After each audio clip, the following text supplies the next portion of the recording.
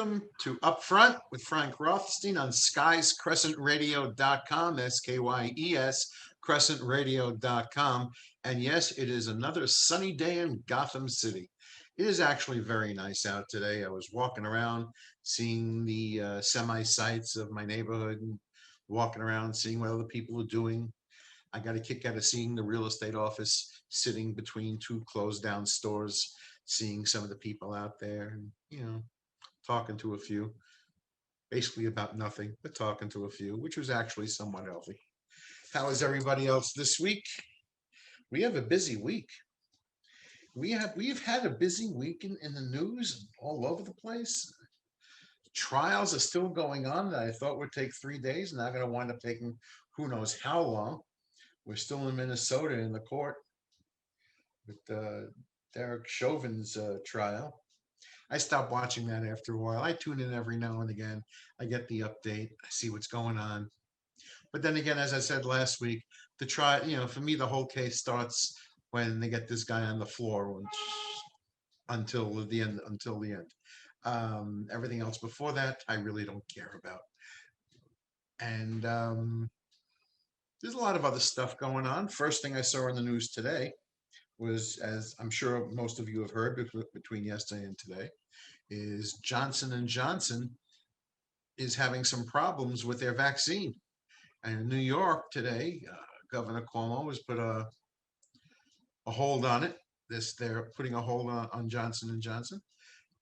There's been a few cases, early cases of some bad reactions, clots and all that. So better to hold up on it. There's still two other vaccines to choose from.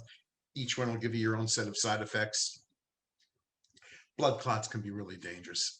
But anyway, not to worry about that, because if you do get COVID and you don't know about it, it seems that the Pentagon has developed a microchip that detects COVID under your skin. Yes, I've got you under my skin. And that's because it says that medical researchers at the Pentagon have created a microchip that will detect COVID when inserted under the skin. Wow, okay. Well, why do I suddenly feel like a dog to keep track of where I am and what I'm doing? It's, of course, they're claiming this is not the case, just an easy way of detecting COVID, I guess. But okay, bad enough I can have a virus. I can also have a piece of chippery in my arm. Who knows? What the hell? Some people may like it. They may become their own Wi-Fi system. But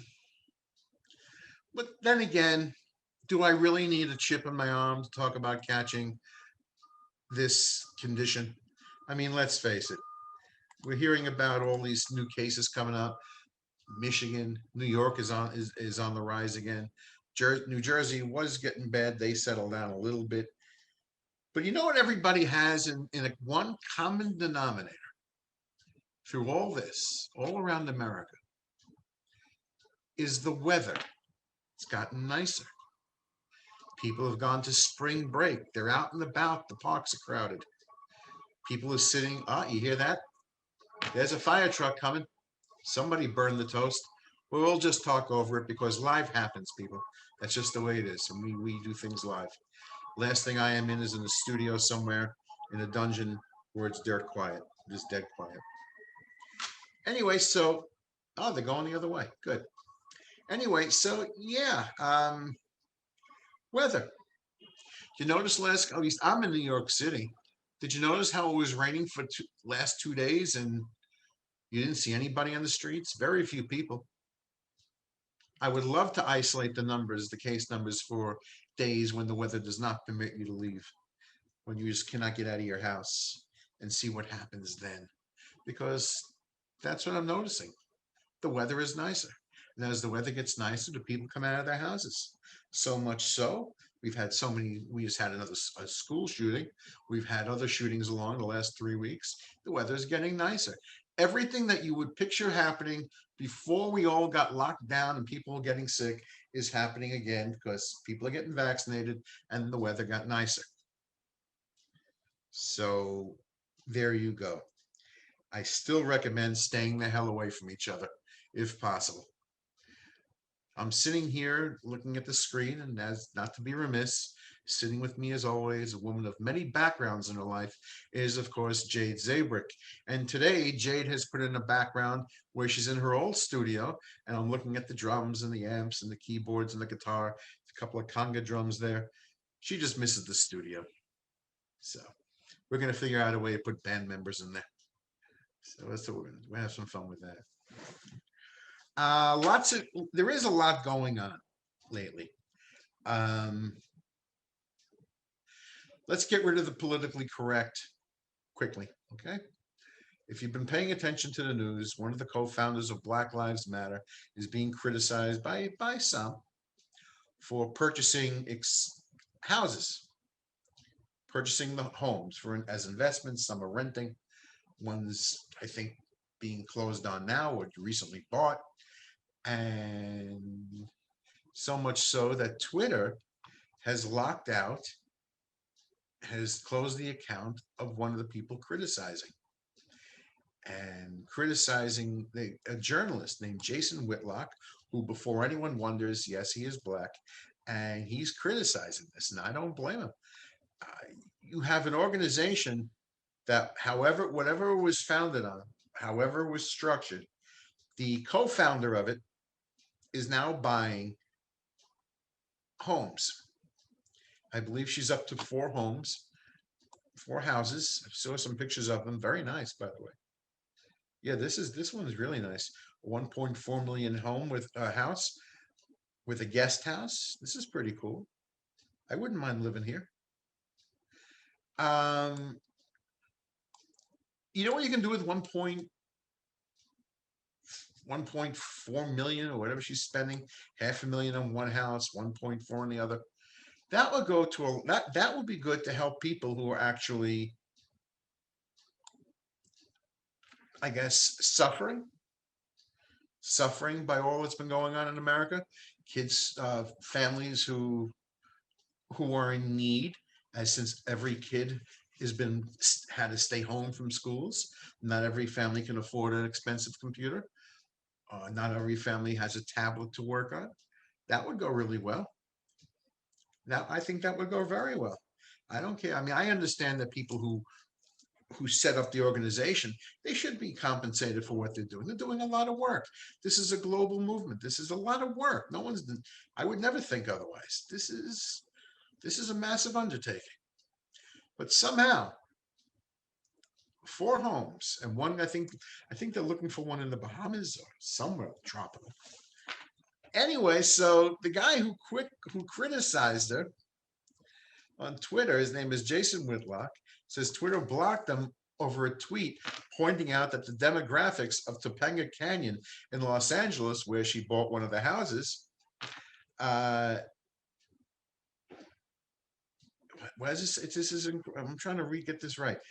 He said Whitlock shows fellow journalist Ryan Glass-Steagall the Friday email he received on Twitter about the offending post, which said Topanga Canyon has a black population of 1.4%.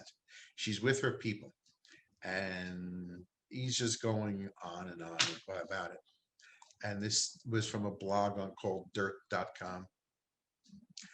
Twitter blocked him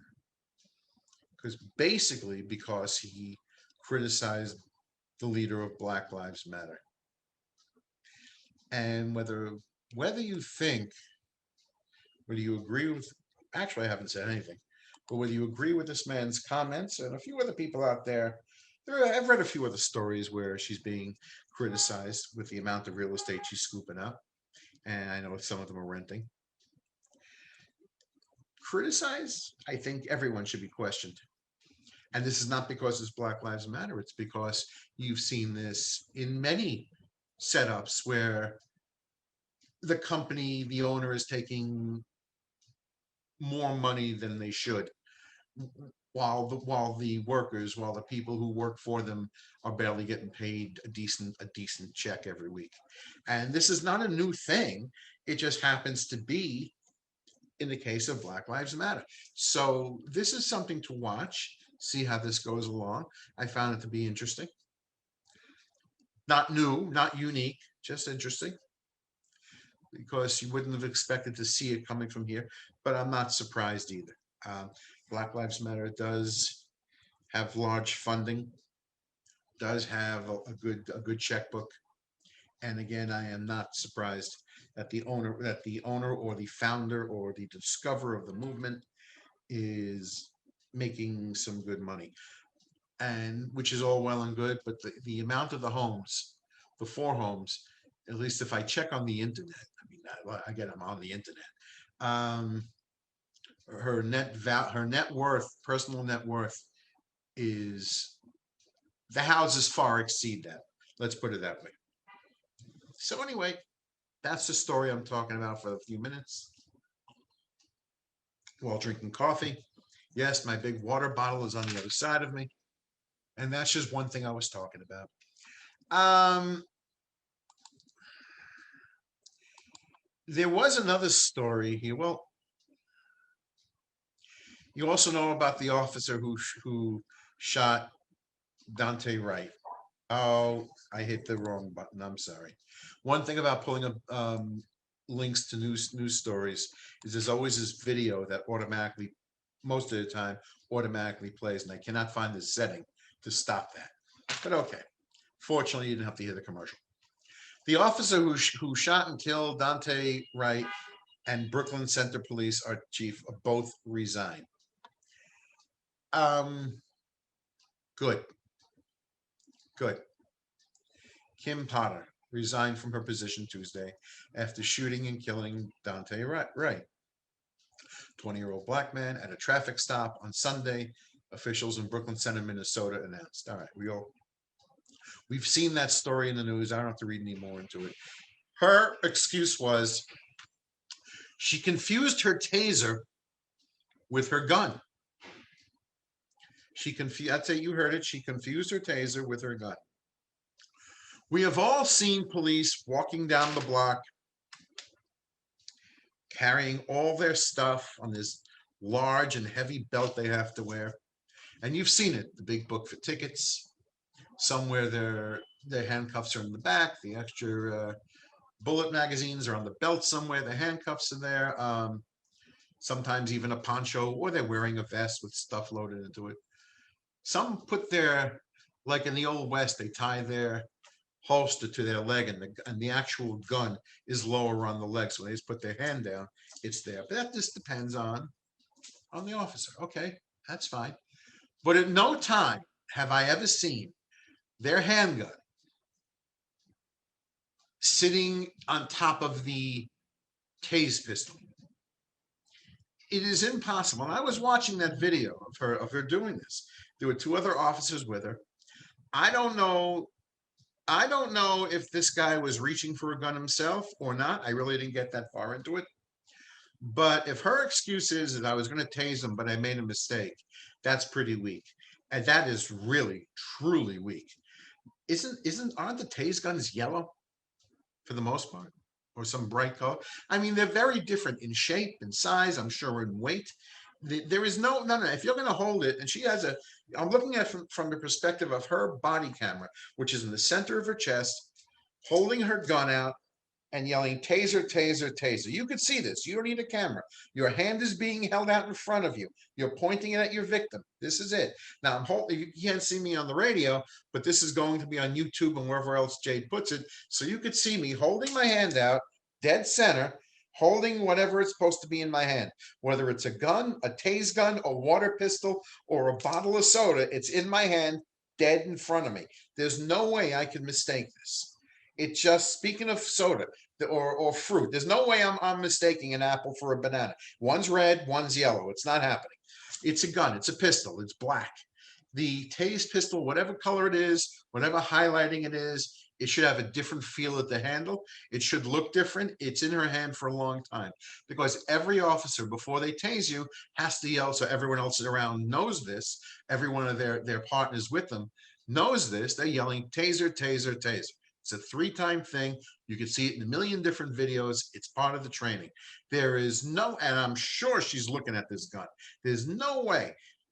I gotta believe there's no way in the world. This isn't like in the Western where it's a quick draw and someone's dead.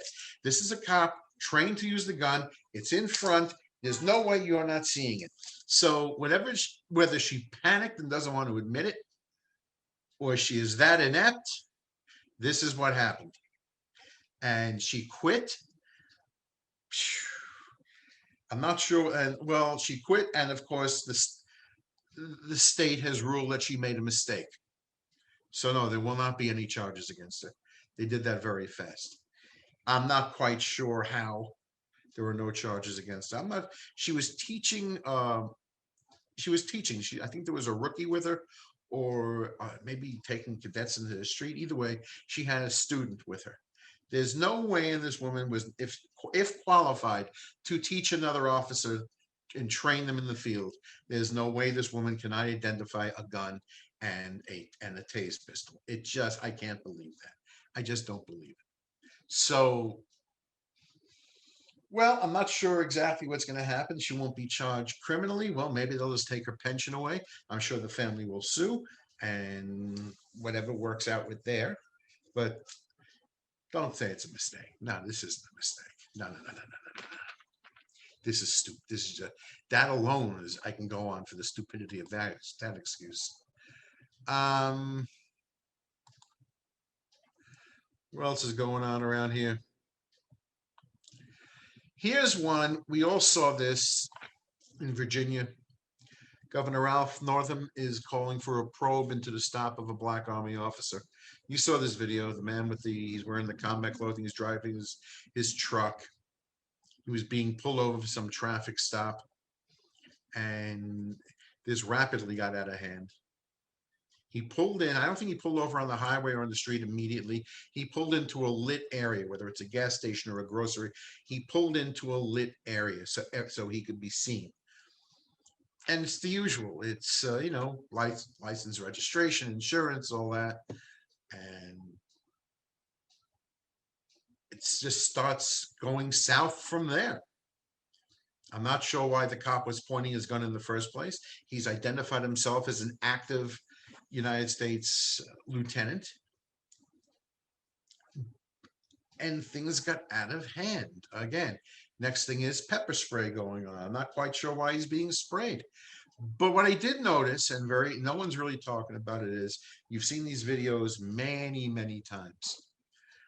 Cop is saying, get out, you're being detained or you're under arrest. Usually it's you're being detained. Get out of the car. And the driver is saying, what did I do? What's going on? What? Just get out of the car. We'll talk to you, but get out of the car. Obviously, they want to, how do the police put it? Control the situation. So obviously they're going to handcuff him, and they've already told him he's being detained. What did I do? Why am I getting out? And of course they grab the arm, who's saying, don't touch me, and pulls his arm back in. And you've seen these videos on the internet enough times. And we all know that how they treated him. He's now suing. But I watched this a lot of times, and unfortunately, this happened to this man. Fortunately, it didn't end the way a lot of videos end. A lot of cases end. So if there is an upside, we just found it. This one here ended a lot better than a lot of other cases have. But again, you know, once the police are telling you get out of the car, you're being detained. You're not just driving off. They're not going to. I rarely if ever hear the words, "Oh, listen, we got it wrong." That happens on television. We got it wrong. We made a mistake. Just go ahead, have a good day. Unless there's something so blatantly obvious, but it's rare that you'll ever see that. Normally, they have to, I guess, whether it's to save face or look good or whatever, their partners are always going to have their back and always back them up, even if you didn't do anything and you don't want to be handcuffed. The both of them are going to jump on you. If backup has time to get there, they're going to jump on you, and you're going to wind up in cuffs anyway. And now you're arrested. So the point I am not getting is, once this officer says you're being detained and the partner says, just get out of the car, please, we'll talk to you. He's not doing it.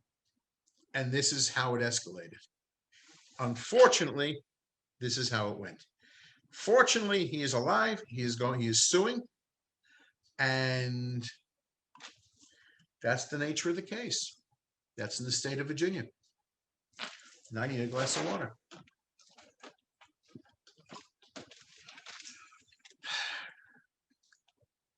Yeah, I see a lot of these things. Here's one, different subject. Once again, Hank Azaria, the actor Hank Azaria, is apologizing to every single Indian person for playing Apu on The Simpsons that he did for 20 years. He's been on that show a lot of years doing the same character. And was it last year, maybe the year before, late the year before? Or it was actually, it was earlier last year. He's still on the show, but he backed away from the character and allowing somebody else to do it who really is from India. Okay, okay, good for Hank. He's still got a job. He's doing his thing, but he's consistently apologizing. Now, you want to apologize all day and night. That's okay by me. It's not my business, but does anybody ever really apologize? I mean, does it ever get accepted? Does anyone say, "Oh, we apologize. That's it. It's okay. She apologized. Everything's good now." Think about in your own personal life. Friend does something you think is terrible, but they apologize. Is it really okay, or is it different? Look, they're investigating Governor Cuomo, and don't get me wrong. Wait, I'm going to get to that in a minute. They're investigating New York's Governor Cuomo. He's apologized. So what? They're still now. They're investigating after he apologized, but it's an apology. It should have been good. People, stop apologizing. Stop apologizing. Whatever the reason is, I had to change of heart. I'm not doing this particular job anymore. I'm doing something else within the project. That's okay. That happens in all sorts of jobs, all sorts of work. People leave one area, go to another area. It's not like Hank Azaria doesn't have, like, I don't know how many different voices he can portray. The guy is that talented and funny. Um, but everybody's apologized. So I've seen now for the last 5 years apologies. I know Eddie Murphy, before Coming to America 2 came out in another movie, he was apologizing for his old comedy act from 30 years before. Everybody's apologizing. I'm not apologizing. I'm sure I've said the wrong thing everywhere I went. I'm not apologizing. It happens. It happens. Rarely have I ever heard anyone apologizing to me for anything they've said or done. So, you know, okay, they're apologizing. Zippity doo dah. Trust me, no one's gonna. It's not gonna be okay. You apologize, let him take the job back. It's not gonna happen. It's just not gonna happen. What else is going on? Oh, I'm just looking. Oh yeah, New York City. Here's one that we thought.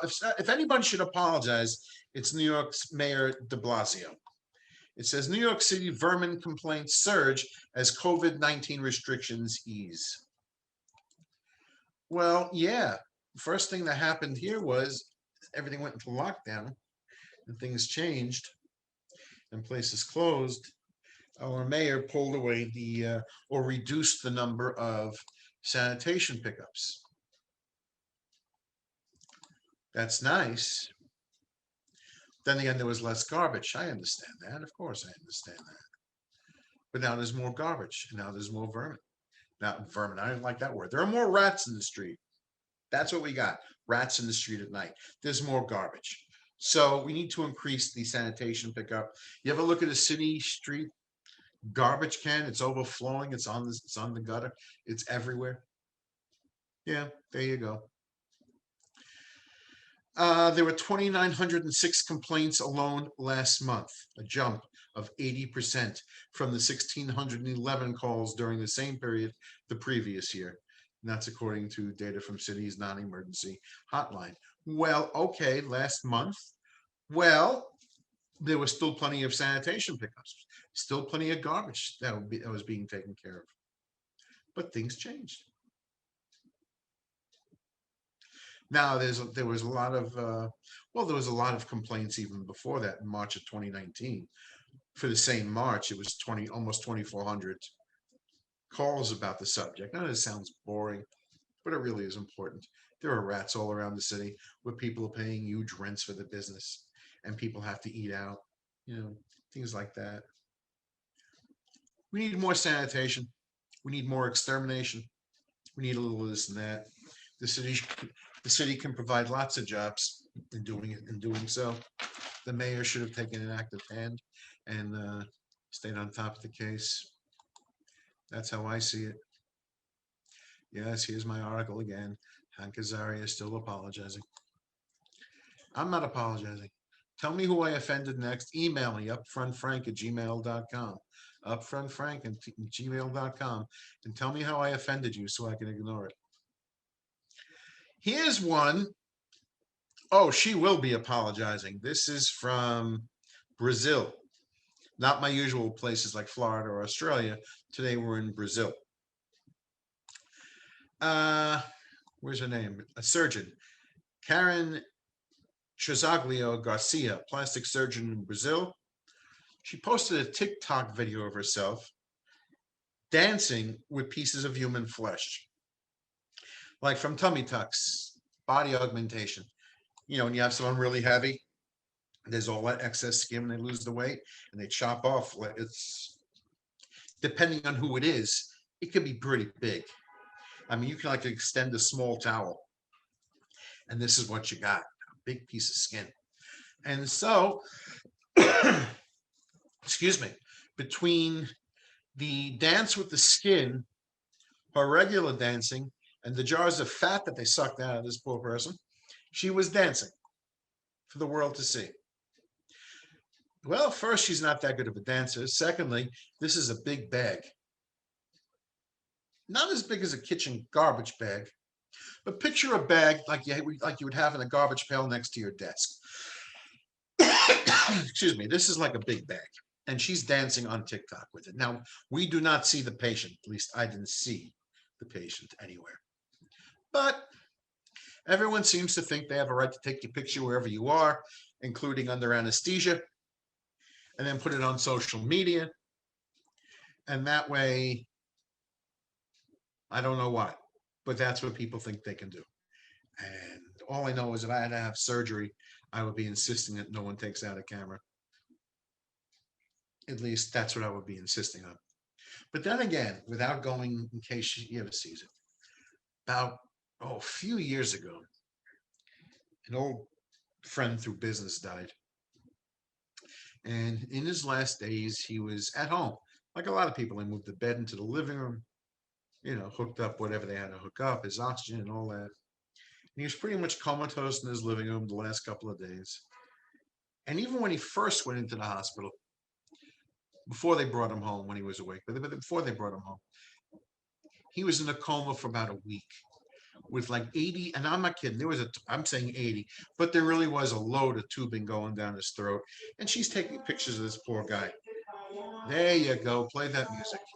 Um, and she's taking pictures of it and putting it on Facebook. This guy's unconscious. What does he know? I'm sure he wouldn't have wanted this. Now time goes on. He's gone home. He's living out his time. Now he's at the end. He's laying in his bed in the living room, the den. He's as they call it in the medical term, CTD, which means circling the drain. And there are their other industry friends who came in to visit, standing behind this guy who was unconscious, almost like Weekend at Bernie's, taking pictures with him, standing behind him, arm in arm, with him laying on a bed, taking pictures, posting it on Facebook.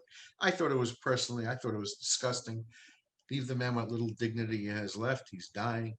And here you have now, today, this doctor is dancing with a piece of someone's body on TikTok. On TikTok. Yeah, that's just how I see things. It is now. I'm halfway through. Look at this. Do you have any thoughts of doing a show like this on your own, on a different subject matter? I mean, there are days where I'll have some good news and things to talk about. Sometimes I have really good medical technology. Sometimes I have really good fun technology. Sometimes I have some good stories. Today I have all kinds of people doing tasteless things, have police doing their things, and fire trucks and music outside my window. We can do a lot of things in this station. We're pretty versatile. If you'd like to find out, why don't you write into us? Skies Crescent Radio at gmail.com. SKYES Crescent Radio at gmail.com. And see what happens and send an inquiry and, you know, maybe you can do it too. Oh, and for those of you who are going to be watching this video later on YouTube or wherever else, you may be noticing my screen filter. I didn't know what else to put on. I figured where I'm sitting is pretty boring. So I put myself inside of an old TV set with two knobs. Now the knobs on here, I'm looking at four knobs. The on-off switch, the volume control. Then there's the main knob, which is for VHF. Then the old original channels were 2, 3, 5, 7, 9, and 11. And that's where they finally got a full dial worth. The bottom dial is usually UHF, which where I grew up, oh, excuse me, and the first one also had 13 and 13. On UHF, we used to get 21, channel 21, and I believe it was channel 64, and that was the Spanish channel, and that's all we had. And I'm sitting inside of an old, what would normally be a black and white set, or maybe the early beginnings of a color set that you put on a counter somewhere. So I like that. I look pretty cool now. I'm on TV, Ma. I'm on TV. And I'm looking at Jade, who looks so serious. What you buying, Jade? What you doing? I think she's looking for a piece of equipment for a recording. That's what she's doing. She's looking for a piece of equipment. I can tell. I know what she's doing. And everything else is going pretty well. Personally, I think the world is shot, but, you know, we go in cycles. It's just the way it is. We go in cycles. What else have we got here? Oh, by the way, if you were wondering, since people are getting vaccinated and all that, it says the question is, and this comes from CBS News, can businesses require proof of vaccination? And the headline photo is a baseball stadium. But whether it's an office, a stadium, a school, anything where it's not public, or even I'm not even sure if it is, if that's allowed, if a public business would be allowed. I'm not sure yet. But can people require or request proof of vaccination? And the answer is yes, they can. And according to CBS News, as companies rush to develop so-called vaccine passports as soon as access to COVID-19 vaccines expand, the debate about whether businesses can require proof of vaccine from employees and patrons is heating up. And American support for requiring proof of vaccination depends on which activity the proof would be needed for. Tech companies like IBM, Microsoft, Oracle have been working on vaccine credentials that could be flashed at ball games, concerts, airports, for entry. And some businesses are wondering whether they can and should require employees to show proof. The Equal Employment Opportunity Commission has already weighed in, saying that generally employers have the right to require their employees to get some approved vaccines. Because again, you could be bringing it into the entire company. And if you're thinking, no, that's never happened before with requiring, there are a lot of schools that will not let children into it if they don't have a measles vaccine. Because measles, like anything else, spreads. And that's just how it goes. So it says it is lawful for a business, it is lawful and ethical for a business to require proof of vaccination as a condition of work or getting service. All right, so there you go. They cannot make you take the vaccine, but if you want to work there or you want to go there, they can definitely ask you. So when you get the proper proof, or until you get the proper proof, take a picture of it, put it in your phone, keep it in your wallet if possible. Matter of fact, make a copy of it. Make several copies of it and put one in your backpack, put one in your wallet, keep it in your pocket, do whatever. I mean, you've already got the vaccine. If you've already had the virus and then got the vaccine, trust me, it could be worse. So, uh, there'll be some, I'm sure there will be some challenges to this or exceptions, but for now, go under the CMA rule, cover my ass rule of putting it in your pocket. Let's see what else is going on. Here's a way to get sick. This is a way to get COVID. This is good. New York's hottest new bar is a Subway Speakeasy with a 1,500 person wait list. You know what speakeasies are? If you're not really sure, speakeasies were really during Prohibition. All the bars were closed, so they were the phrase underground clubs. They were just hidden. They were hidden somewhere. They were behind walls in regular looking stores, in basements with access to something. They were anywhere you could put that was large enough where you could put a bar and serve drinks along with food, hopefully, and people can go and get around the law if possible. And that's what a speakeasy was. Now there's one here. It's in the 28th Street station. You walk down, and before you get to the fair turnstile, there's a black door. You knock on it twice, and they let you in. Okay, okay, there you go. Yeah, it says you can only do so many roof decks in this. This is polar opposite. So good. Let's go indoors into a small place with no air and sit and drink. Okay, there you go. And how secret is this speakeasy, which are usually quiet? That way, the police would never come and raid them.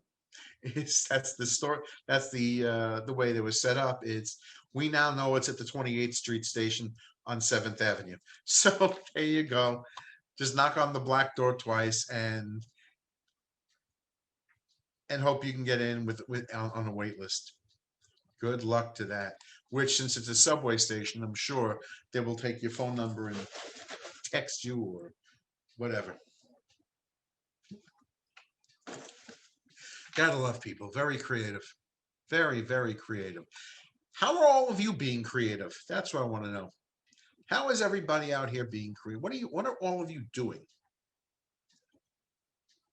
How's it going out there? I mean, weather is getting nicer. I'm sure you're doing certain things, but differently. Here you go. I like this one. From Major League Baseball, company hiring Major League Baseball food tester to eat hot dogs at different stadiums. They're trying to figure out who has the best hot dog, I guess. The winner will be given $500 as well as a budget for food and travel. So this is it. Okay, here it is. One company is offering to pay someone to find out which stadium's hot dogs hit a home run. Casino review site Bonus Finder launched a new contest earlier this week to find an MLB, Major League Baseball professional food tester. The winner will be given $500 as well as budget for food, travel, and that's according to the contest page. The tester will be expected to travel to the stadiums to taste their hot dogs and watch games. I could do that. I could do that. That's easy. Everyone in my family can do that. Go to a game. The tester will have to review the hot dogs based on appearance, color, flavor, complexity, quality of meat, bun quality, and flavor. So I said flavor, it's in here twice. Sauce and topping generously and value for money. Well, that may be tough because I don't put anything on my hot dogs. I don't really like mustard or sauerkraut, but you get the idea.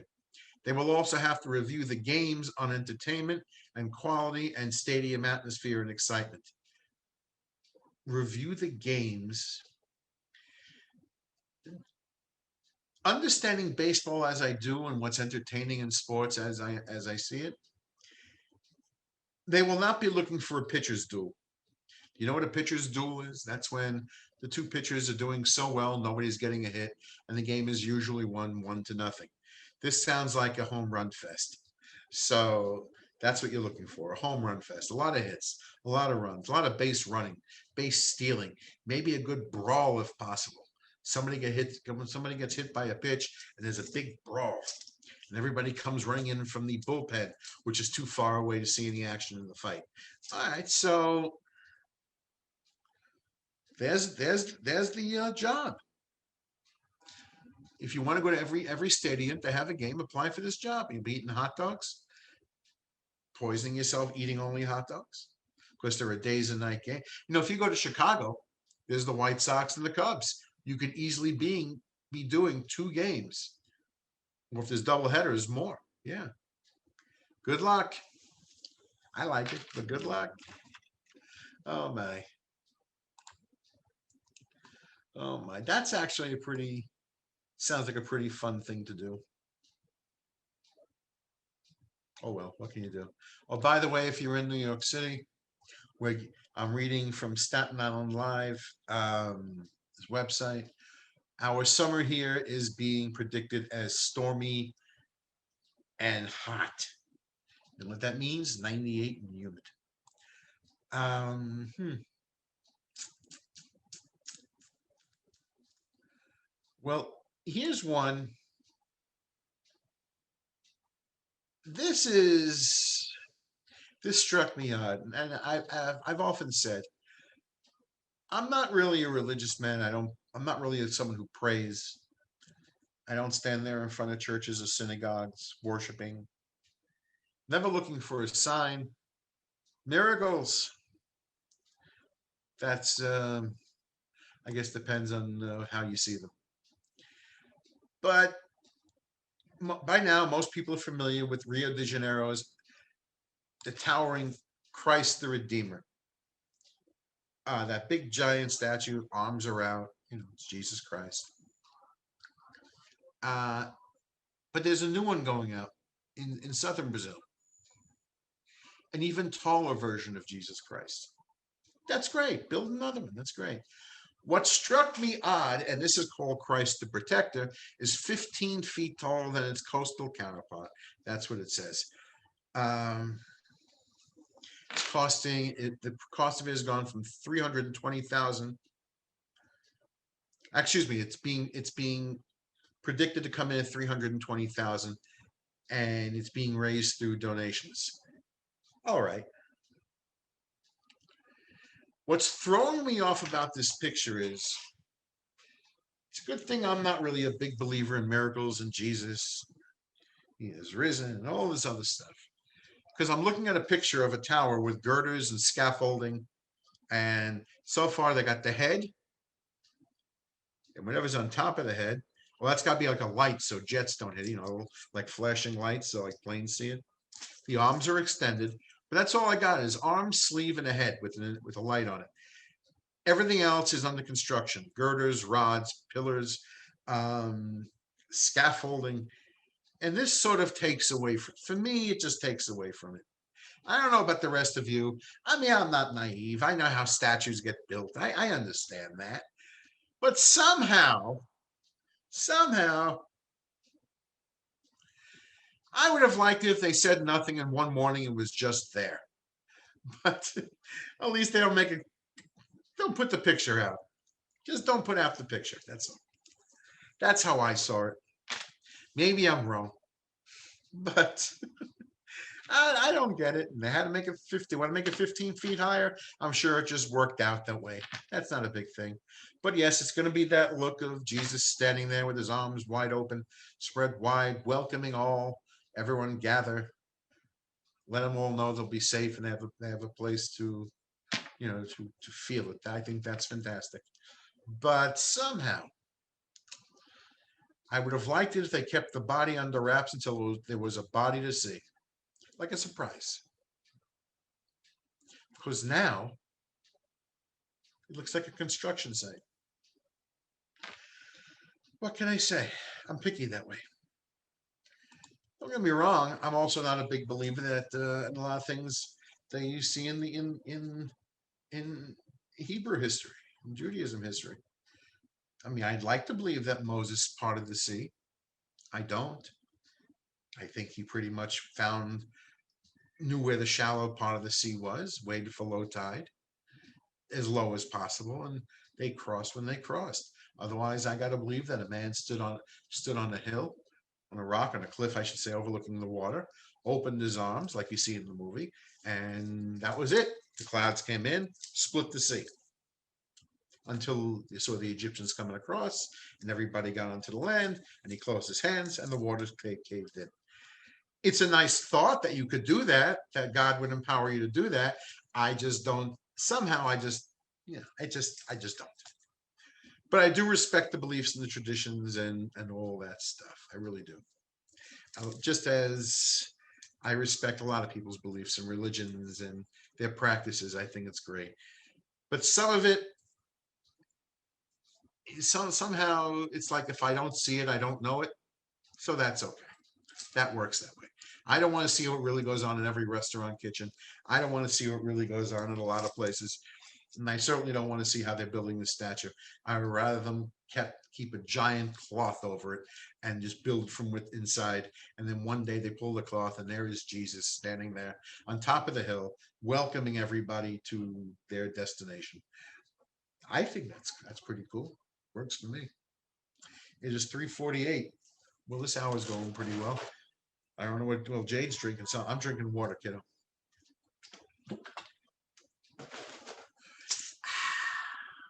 Cheers. That's all I can say on this subject. But we do have a new. This is it. I'm going to make everybody Jewish for the next few minutes. Where's my word? Where's my word of the week? Where's the word of the week? There it is. What is this? Okay. Oh, before I forget, listen. I knew I wanted to read something. In Japan, this is pretty cool. Doctors performed the first living donor lung transplant to a COVID patient. That is pretty cool. I got that from CNN, and that's just what they did. It says a woman whose lungs were severely damaged has received what doctors say is the world's first. Oh, sorry. I don't know if you can hear that through the feed, but the video went off. She received the first lung transplant from living donors to to a recovered coronavirus patient. So pretty much she got by the crisis. She was screwed. She was going to die. They gave an 11-hour operation by 30 by a 30 personnel team. Yeah, 30 strong medical team, and they transplanted the lung from her husband. They transplanted lung tissue from her husband and son. So I'm thinking, did they give her at least? I'm trying to think. Did they give her? I don't really see where it says here. This is known. Okay, COVID is known to cause severe lung damage in some patients around the world. Okay, to the first case where the lung tissue has been transplanted from living donors to a COVID patient. Um, Dr. Hiroshi Date, a thoracic surgeon at the hospital who led the operation, said it gave hope to patients. Yes, that is true. I'm trying to see. They took tissue from each lung and gave her a lung. That's 30 hours. Wow, that is something impressive. That is an impressive piece of technology and ability and advancement. Not what game you get to play on your phone. Wow. Okay. I am impressed. I almost forgot to read that, by the way, which I would have been really remiss had I done that. Well, I was happy over the weekend. I was watching the Mavericks on nugs.net do 3 concerts over 3 days. A couple of the same songs, a lot of different songs. And they were smart. Normally, when the Mavericks go on stage, the lights are going, everyone's dancing, people are dancing, they're all on top of each other. This time, the band sat down, including their guests. There could be up to 11 people on the stage, and they all sat down one way or another. The more, what's a good word? Sedate they were, as was that which had the audience following. But the music was great. I was happy. I needed it. So I was doing that. Well, oh, and by the way, speaking of that, I said I was going to get into Governor Cuomo, forgetting his apologies and his and the claims. I'm getting a kick out of this committee that's going to investigate him, because the lawyers for this group, the senior partners working on the probe, are paid $750 an hour, $750 an hour. Mid-level partners are paid $575. That's a big drop. While junior partners get $500. Senior associates will be paid $450 an hour, and junior associates $325. Now, from the $575 to the $325, that sounds like, oh, pretty, I guess, reasonable.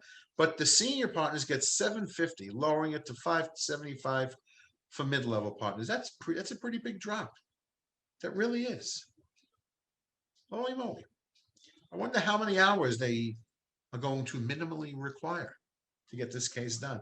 It's a good time to be a lawyer. There you go. That's the story with that. Oh, here's a Donald Trump tidbit. Who cares?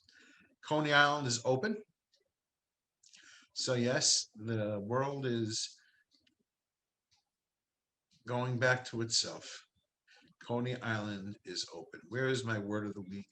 Here it is. The new word of the week, Yiddish word, oigesund, which means overexposed, fatigue, overexposed to, fatigued by, exhausted from, bored by, had it with Zoom. Ich bin azoy oigesund, which means I'm so done with Zoom. Well, there's really no words such as that, but it sounds pretty good. So here's the new word. I'm just remember those words. Ich bin so gesund, which means I am so done with Zoom. Uh, every conversation starts with, "Can you hear me all right? Can you see me? Can you hear me?" A lot of times when I come on here, Jade says I can't see you, and that's because older computers have external cameras. You have to clip one onto the computer. The one I have now, they're built into the screen, so you just lift up a little panel. There's the camera. Have a problem with that? When you're done, push it back down. That saves the problem of the old fear that people can hack your computer and still look at you while you're doing whatever, while you're dancing around the house naked. So this takes care of that problem. It's not a bad camera. I can see what I look like. It's pretty crisp. It's pretty decent. I'm assuming that the microphone in this thing works pretty well. I haven't, no one's asked me to wear anything. So that's going pretty well. And pretty much we're almost done. You can see it's really been an interesting, a variety of odd end stories this week. A cop that can't tell her equipment apart. Another cop that sprayed and was overreacting when he didn't have to because somebody would not listen to his commands. Okay, there you go. That's two. The leader of a movement's buying real estate like crazy. There's always Donald Trump who wants us all to because the All-Star game was moved out of Georgia. Donald Trump would like everybody to boycott Major League Baseball, Coca-Cola, and whatever else. I think Delta Airlines. So yeah, it's been an interesting enough week. And yes, if you got Johnson and Johnson and you're not dead yet, you'll be fine. And with that, I think I'm going to leave you. It's been a pretty good week. It's a nice day. Go outside. Go outside. It's a good day. Go sit outside, get a drink, get a glass of wine, grab some iced coffee or hot coffee, whatever it is you want to grab, and take it easy for a bit and sort of relax. We'll have more nonsense to talk about next week, and we'll do it again. All right. In the meantime, again, write into me at upfrontfrank@gmail.com. Take a chance on doing this yourself. skyscrescentradio@gmail.com. And while you're at it, you can find Jade's website, jadezabrickmusic.com. Is that it? jadezabrickmusic.com.